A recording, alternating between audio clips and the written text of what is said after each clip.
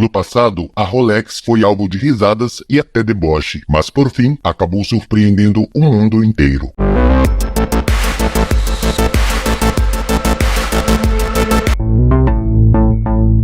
Hoje em dia, a Rolex é indiscutivelmente a maior marca de relógios do mundo. Só que você sabia que no passado ela já foi motivo de piadas e chacotas? É isso mesmo, acredite você ou não. E apesar de ser considerada uma marca exclusiva e inacessível para a grande maioria das pessoas nos dias atuais, a Rolex enfrentou momentos em que seus famosos relógios de pulso eram literalmente ridicularizados. Quer descobrir como a Rolex deu a volta por cima e se tornou líder no mercado de relógios de luxo, sendo reconhecida como um símbolo de status e prestígio? Continue acompanhando este documentário, onde iremos explorar a história da Rolex.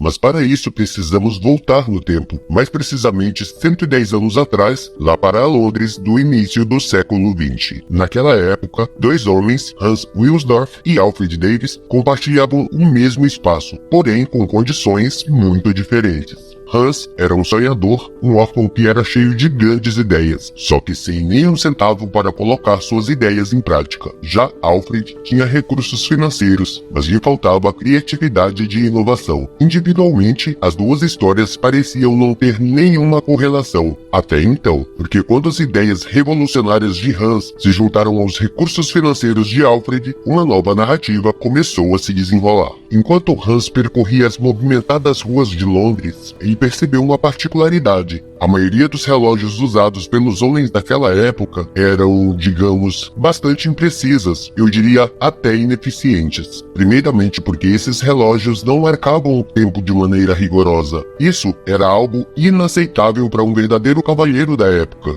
Atrasos no trabalho, em reuniões importantes ou até mesmo para jantares de negócios ou românticos eram inadmissíveis. Outra coisa, esses relógios eram presos por correntes penduradas em casacos, algo que facilitava a ação dos ladrões nas movimentadas ruas da cidade. Foi aí que Hans percebeu a necessidade de uma solução inovadora. Relógios de pulso precisos, projetados especialmente para homens. Só que essa tarefa parecia ser bastante desafiadora, porque naquela época os relógios de pulso eram considerados acessórios femininos, e a ideia de um cavalheiro usando algo semelhante a uma joia era vista com certa estranheza, até mesmo porque muitos duvidaram da possibilidade de acomodar um mecanismo altamente preciso em um objeto tão pequeno como um relógio de pulso. Só que Hans era um homem corajoso e muito decidido, e mesmo diante do ceticismo das pessoas, ele persistiu na ideia de criar um relógio de pulso, e com a verba fornecida por Alfred, ele iniciou uma série de experimentos.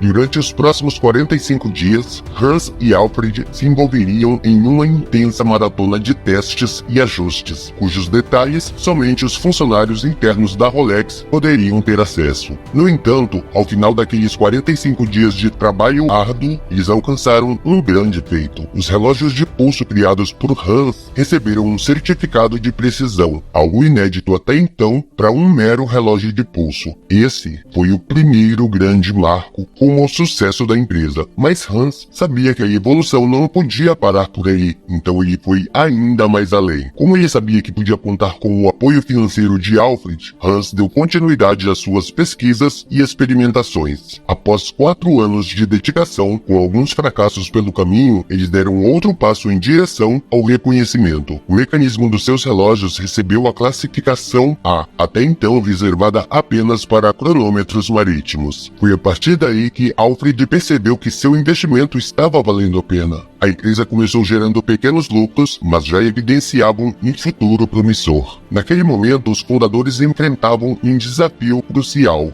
escolher um nome para a marca. Como diz aquele velho ditado, o seu nome é o seu cartão de visitas, não é mesmo? Hans Wilsdorf, o gênio por trás daquele mecanismo revolucionário, não parava de procurar um nome que fosse adequado, simples e que ao mesmo tempo refletisse a elegância dos relógios, porque o sobrenome dos fundadores não se encaixavam perfeitamente e eram muito extensos. Além disso, outras palavras interessantes já haviam sido utilizadas e mesmo assim, nada vinha à mente de Hans. Diante desse impasse, ele encontrou uma solução simples, só que ao mesmo tempo criativa. Ele combinou consoantes e algumas outras letras aleatórias do alfabeto e assim nasceu o nome Rolex.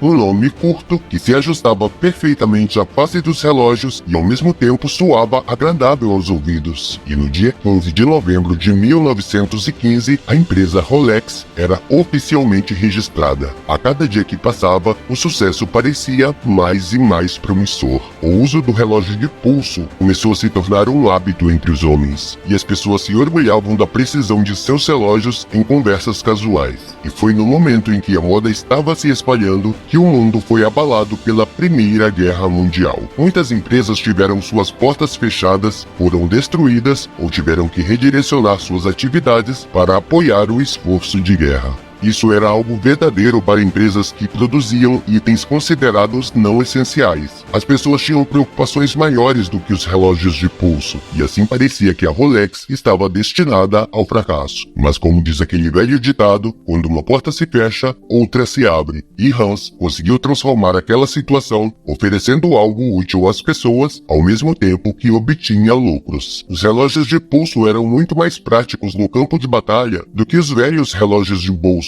E foi assim que a Rolex conseguiu adentrar no mercado internacional. Essa ação não apenas beneficiou os soldados, mas também foi o impulso necessário para que a Rolex conseguisse atingir seu público-alvo. Isso contribuiu para identificar quem realmente precisava ter um relógio de pulso, e chegou-se à conclusão que eram os homens em profissões como pilotos, pesquisadores, mergulhadores e tantas outras profissões nas quais os relógios de bolso eram ineficientes. A empresa agora podia se concentrar nesse público e direcionar melhor suas pesquisas. Apesar de parecer um tanto paradoxal, a guerra acabou impulsionando a Rolex. Só que como nem tudo são flores, houve um contratempo. Devido à situação política da época, Hans, que era alemão, teve que se mudar para outro país por questões de segurança, e sem pensar duas vezes, ele reuniu seus pertences e partiu para a Suíça. Foi em Genebra que ele estabeleceu a sede da Rolex, que aliás é o local que ela permanece até os dias de hoje. Após resolver a burocrática questão da sua nacionalidade alemã, um novo desafio surgia. Devido à guerra, os preços dos componentes necessários para a fabricação de relógios subiram absurdamente. E como não poderia deixar de ser, esse cenário desfavorável impactou negativamente a saúde financeira da empresa. Foi então que Hans teve mais um insight genial. Por que comprar peças de terceiros quando eles mesmos poderiam produzi-las internamente? E não por acaso foi a partir desse momento que a Rolex se tornou uma das raras empresas que fabricavam todos os componentes de seus relógios dentro das suas próprias instalações. Assim, eles não dependiam de nenhum outro fornecedor, porque eles se tornaram mestres da sua própria produção. Após o fim da tempestade da guerra, a Rolex retomou suas pesquisas. Só que dessa vez, o objetivo era criar o primeiro relógio do mundo à prova d'água e poeira. Você pode imaginar a reação dos céticos? Eles diziam que isso era impossível. Mesmo com todos os esforços da equipe de marketing, o público simplesmente não conseguia acreditar que eles haviam alcançado tal feito. Foi então que a Rolex teve que inovar em sua estratégia de publicidade. Eles conseguiram convencer um nadador inglês a usar um relógio Rolex enquanto atravessava o Canal da Mancha. A travessia durou cerca de 10 horas e o relógio deveria ter sido danificado, desmontado ou até mesmo se tornado alimento para os peixes. Mas o que na realidade acabou acontecendo é que o relógio Rolex resistiu bravamente às águas, deixando claro de uma vez por todas sua qualidade superior e sua confiabilidade absoluta. Depois dessa façanha, as lojas começaram a ser invadidas por multidões ansiosas, todas em busca de um relógio que fosse suficientemente resistente para acompanhá-los em seus mergulhos. E acredite, a Rolex, não se dando por satisfeita, não parou por aí não. Na verdade, uma grande revolução estava apenas começando. A próxima meta da empresa foi criar um relógio tão preciso que pudesse até mesmo salvar vidas. E foi exatamente isso que a Rolex fez. A empresa desenvolveu um relógio especialmente projetado para pilotos de aviação civil que frequentemente cruzavam diferentes fusos horários. Esses profissionais precisavam ter o horário de diversas partes do mundo sempre à mão. E mais uma vez a Rolex alcançou o sucesso em cada passo que ela dava. Eles eles estavam voando alto em todos os sentidos. Ou seja, a Rolex naquele momento estava muito à frente do seu tempo. Durante a década de 1930, a empresa introduziu um sistema de corda automática revolucionário, conhecido como rotor do relógio, que tornou o uso de relógios ainda mais conveniente e lucrativo para a empresa. A Rolex estava produzindo seus produtos em grande escala, sempre buscando inovações para se manter sempre à frente de seus concorrentes. Com o resultado, nenhuma outra empresa de relojoaria conseguia se equiparar a ela. A Rolex se estabeleceu definitivamente como líder mundial em seu ramo, e quando lançaram relógios que não apenas mostravam as horas e os minutos, mas também os dias da semana, todas as outras empresas observavam com desespero. A Rolex firmou-se como uma marca superior a todas as demais. Hans e seus colegas tornaram-se monopolistas, ditando as regras do mercado e estabelecendo preços conforme sua vontade. As outras empresas precisavam se esforçar para acompanhar a Rolex, ou desistir da corrida lamentando suas insignificantes posições.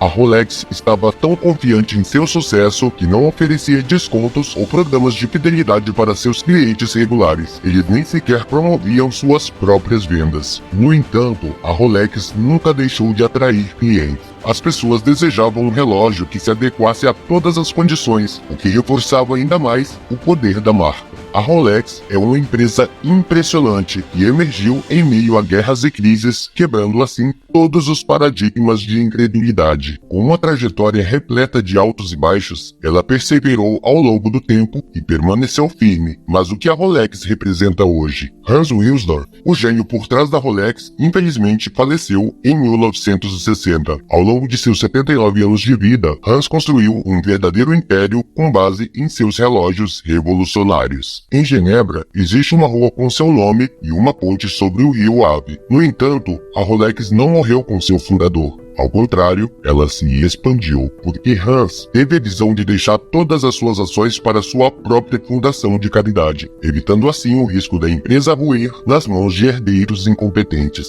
Hoje, muitas coisas mudaram. Raramente vemos anúncios da Rolex. Por quê? Porque apenas produtos que não estão vendendo bem precisam de publicidade. A Rolex já é uma marca consagrada. Embora a empresa possa não estar mais ativamente envolvida nas pesquisas, ela preservou sua elegância, exclusividade e todo o seu legado. A Rolex conhece sua clientela, que não é composta pela classe média ou mesmo pela alta burguesia. Seus clientes estão no topo da sociedade e são políticos, empresários, estrelas de Hollywood e magnatas. Por isso, ao longo da história da empresa, personalidades de destaque estrelaram seus anúncios, como o diretor do Titanic, o campeão de tênis Roger Federer, a estrela do golfe Tiger Woods, o presidente americano Dwight Eisenhower e a diva Marilyn Monroe. A tarefa de testar o relógio de ouro 18 quilates, que mostrava a hora, a data e o dia da semana, foi confiada ao presidente dos Estados Unidos, Lyndon Johnson. Há de fato uma maneira de alcançar qualquer público.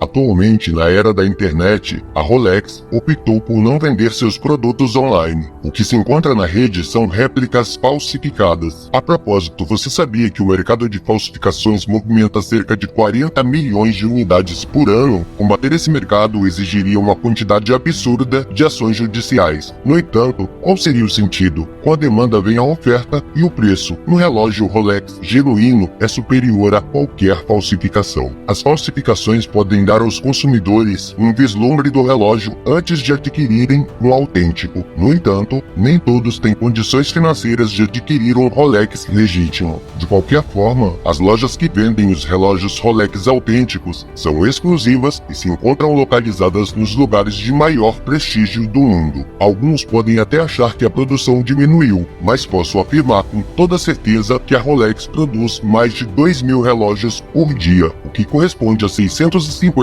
a 800 mil unidades produzidas por ano. E acredite, ainda há uma demanda crescente, porque o número de pessoas que têm condições de adquirir esses relógios continua crescendo. A empresa continua em pleno crescimento. De fato, o relógio mais caro vendido alcançou a impressionante marca de $17.752.500, adquirido por um misterioso colecionador conhecido como Sr. X. Além disso, a Rolex frequentemente colabora com a polícia e equipes internacionais de busca e resgate, demonstrando seu compromisso com a segurança e o bem-estar. Cada relógio Rolex possui um número de série com uma gravação única, que serve para identificar o proprietário, e isso leva a uma história intrigante digna de um detetive. Em 1966, durante uma viagem de pesca, ocorreu um incidente em que um golpista internacional astuto matou um homem e jogou seu corpo no mar. No entanto, graças às marcações únicas em seu relógio Rolex, foi possível identificar o proprietário e localizá-lo. Esses relógios, como mencionamos anteriormente, são a prova d'água, e essa característica ajudou a desvendar o crime e levar o assassino à justiça, resultando em sua condenação à prisão perpétua.